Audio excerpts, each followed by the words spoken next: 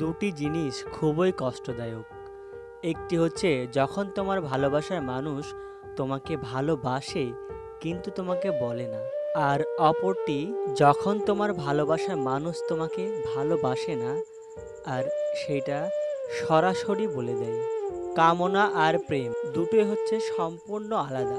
কামনা হচ্ছে একটা প্রবল সাময়িক উত্তেজনা মাত্র, আর প্রেম ধীর, প্রশান্ত ও চিরন্তন। যদি কেউ চলে যেতে চায়, যেতে দাও। যদি সে ফিরে আসে তাহলে সে তোমার ছিল, আর যদি ফিরে না আসে সে কখনোই তোমার ছিল না। ভালোবাসার মানুষটির সাথে বোধহয় বিয়ে না হলেই ভালো।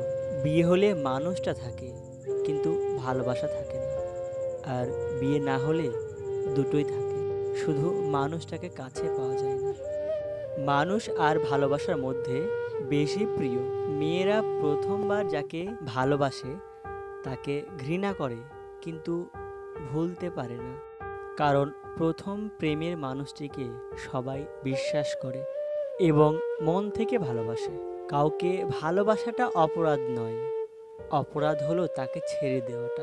প্রতিটি সার্থক প্রেমের কবিতা বলতে বোঝায় যে কবি প্রেমিকাকে পায়নি, আর প্রতিটি ব্যর্থ প্রেমের কবিতা বলতে বোঝায় যে কবি প্রেমিকাকে বিয়ে করেছে। যাকে পাওয়ার জন্য কাঁদবে সে কখনো তোমার হবে না, আর যে তোমার হবে সে তোমাকে কখনো কাঁদতে দেবে না।